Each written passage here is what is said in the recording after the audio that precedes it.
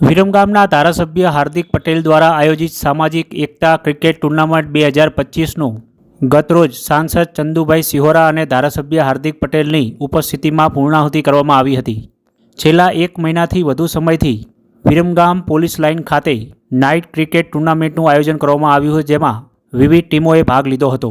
ગતરોજ final cricket ટુર્નામેન્ટમાં team Narmada Aligarh ભવ્ય વિજેતા બની હતી.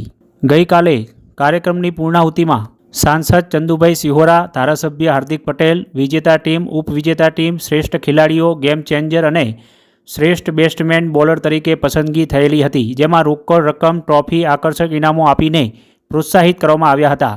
હાર્દિક પટેલે જણાવ્યું હતું કે છેલ્લા એક મહિનાથી દરમિયાન 1000 ખેલાડીઓ અને હજારો પ્રેક્ષકોએ સામાજિક એકતાને મજબૂત કરવાનું કામ કર્યું છે. આ ક્રિકેટ ટુર્નામેન્ટ સફળ બનાવવા માટે વિરમગામ માંડલ દેત્રોજ ક્રિકેટ એસોસિએશન તેમજ સૌ ટીમ, પોલીસ મિત્રો, વિરમગામ શહેરની જનતા સહિત ક્રિકેટ ટુર્નામેન્ટમાં આપેલો સહયોગ અને સ્પોન્સરનો તમામનો આભાર વ્યક્ત કર્યો હતો.